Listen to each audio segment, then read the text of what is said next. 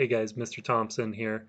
And if you are like me, you guys are getting a little antsy, getting a little bit of cabin fever here at home, and getting anxious and excited to get started with our new online learning next week. Um, Myself and your other teachers, we've been working really hard these last couple of days to learn about what this new online learning is going to look like, how we're going to use Schoology, and how we as teachers are going to be able to best help you be successful during this exciting new experience that we are all going to go through together with online learning. As I say, this is something new for us as well as you. So we're going to be doing a lot of learning here together. This video, first off, I apologize for the length. I think there is some good stuff in there. I think it's beneficial to check out if you have some questions about Schoology. It might not answer everything. Me and your other teachers are all still available through email. Let us know what we can help you with. But I think this might help with some of the basics. So check it out. Hopefully you find it of use. And like I said, we're all learning together here. So please bear with us, be patient, and know that we love you guys. We're working as hard as we can for you, and that we are here for you. So I'm going to be doing a screen capture here, so you're going to be able to follow along with me if you want, or just use this as a reference.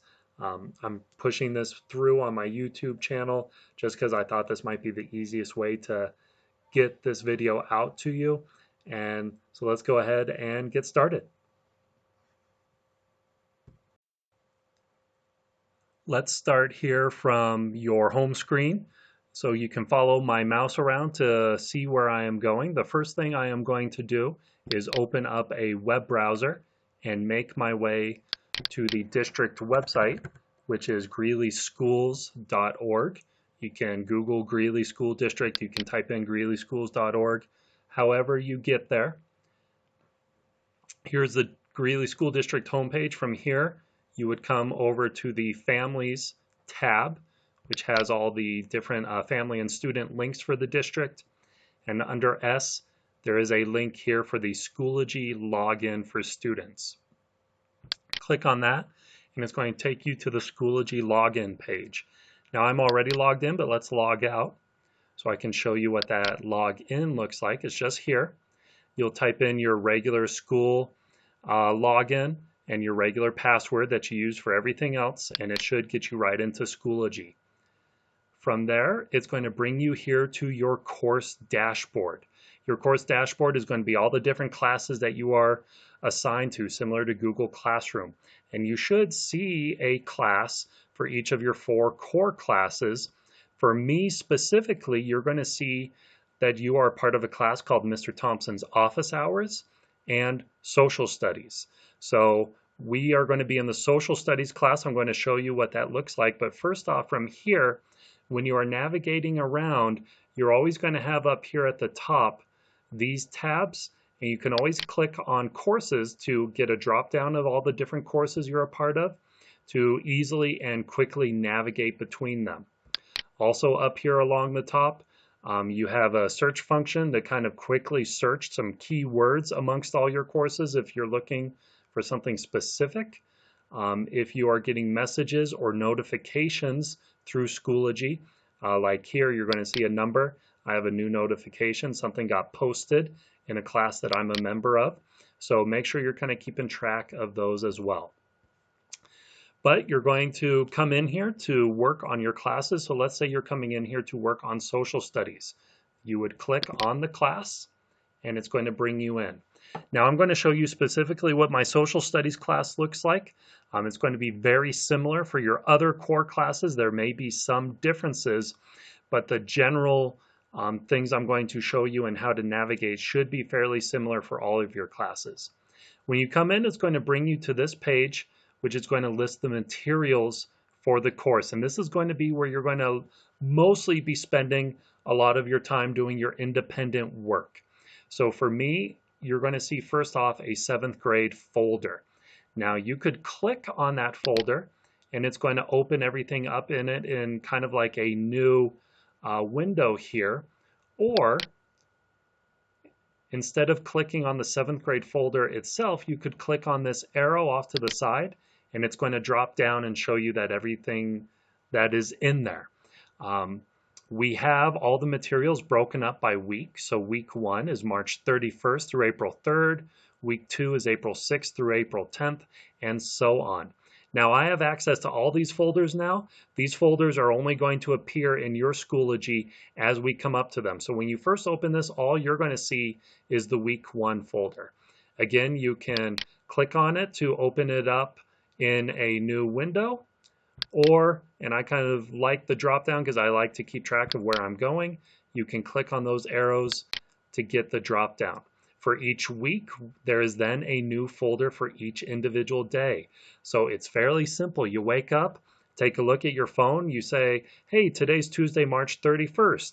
Well, you now know exactly where you need to go to do your work for that day for social studies.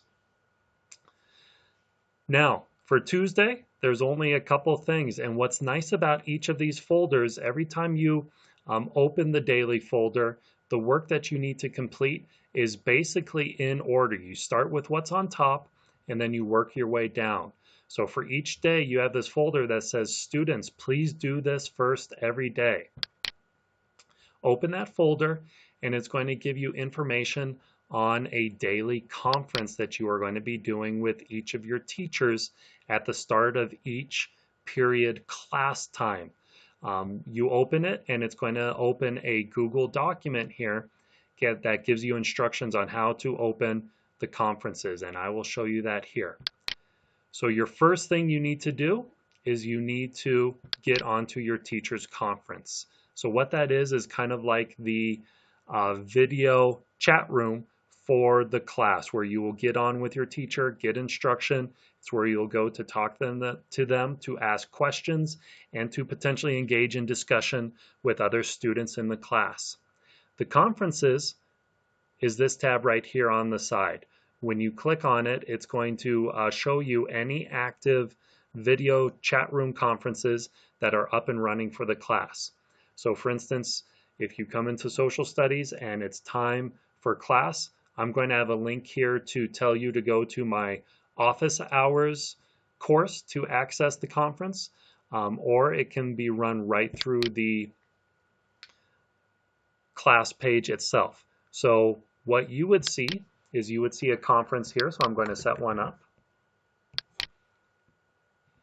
It would look like this, and it would say that the course is in progress and that you would simply click to join the course or to join the conference. It's going to ask how you would like to join. You're going to want to click on your microphone so that you are able to participate in the conference.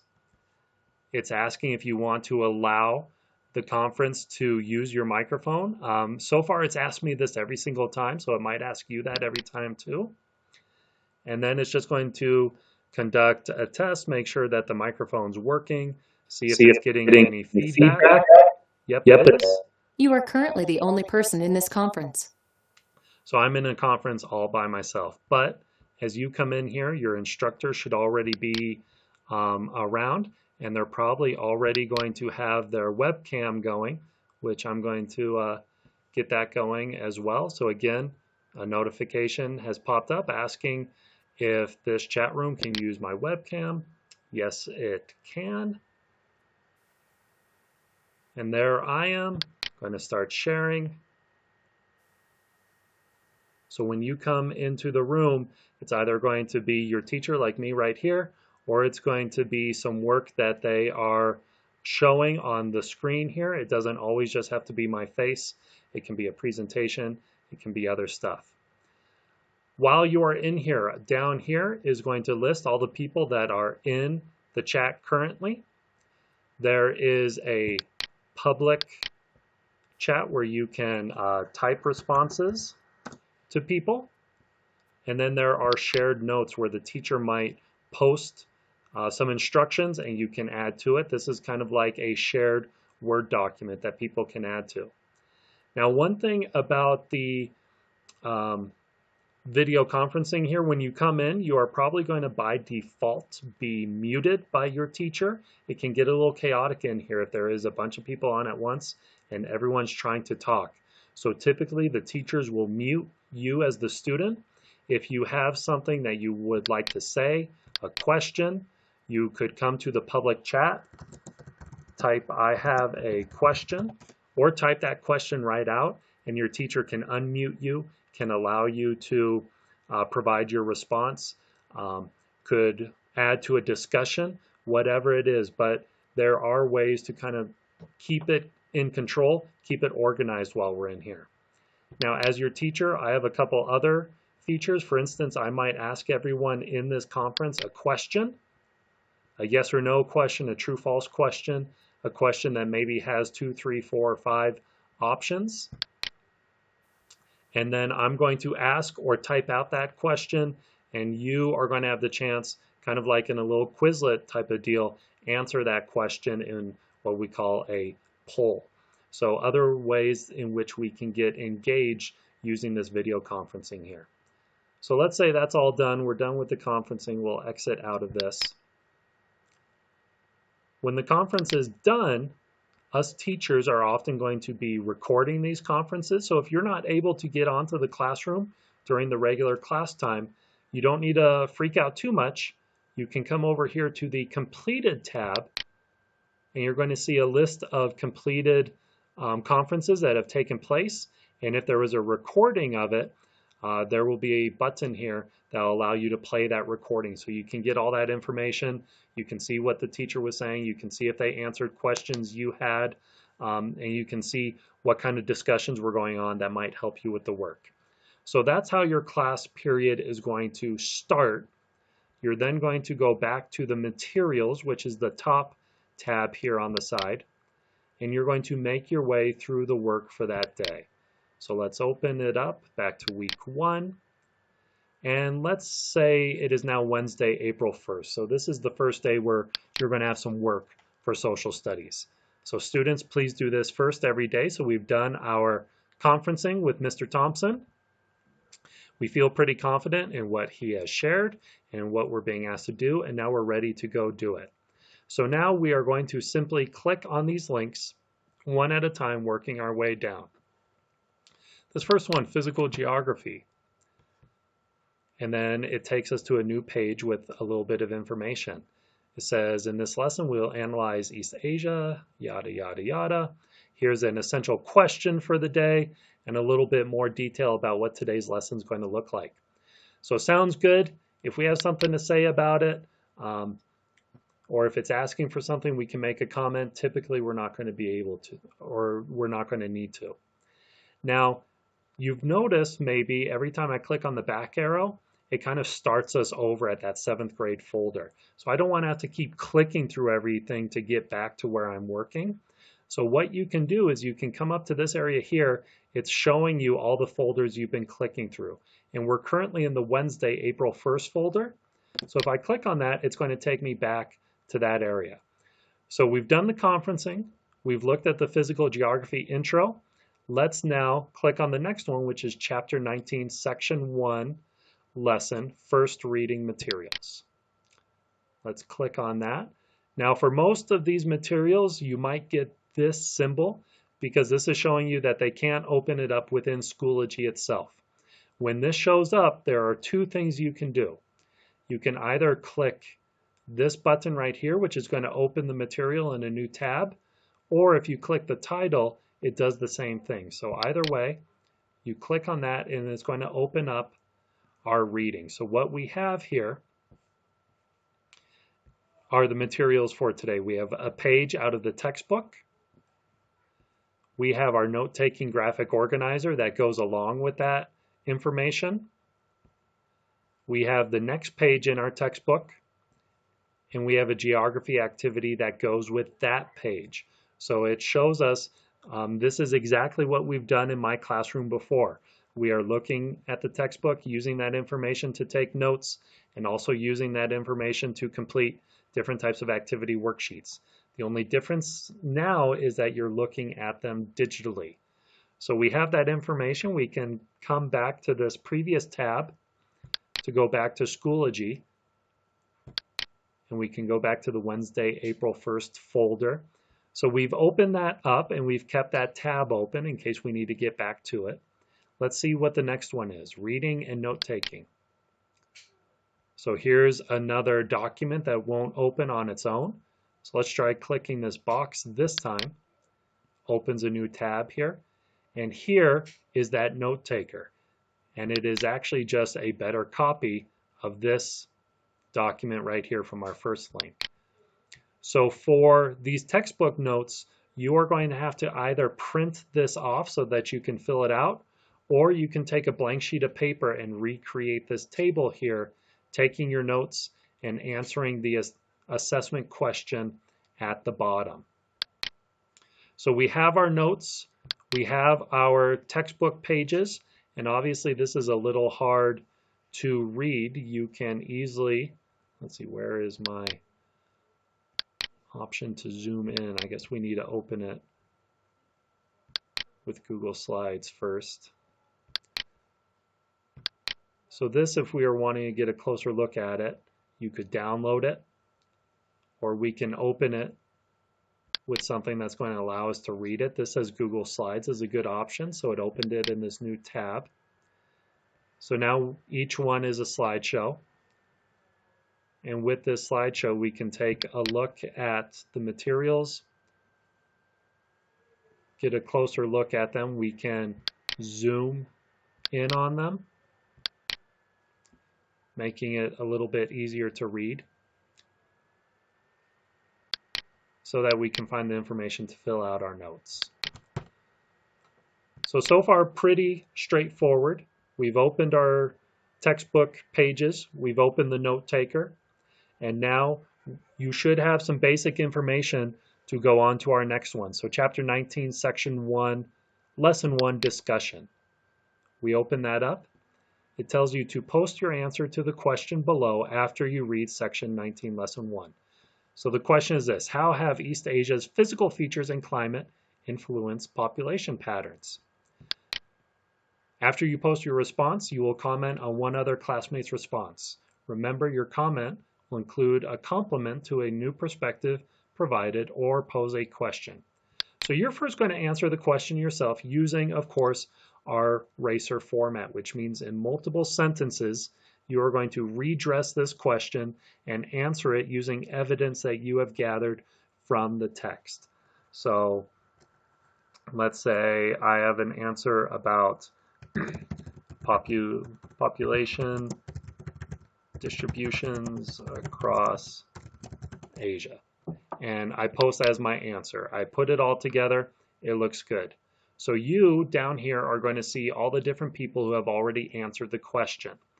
Now, you need to respond to at least one of them. The way you do that is you would hit response. And the expectation here is you are responding by thanking them for their input, complimenting something about what they had to say, and then either posing your own question or engaging in a dialogue. So I might say, wow, you had a great idea there, Mr. Thompson. You are so smart.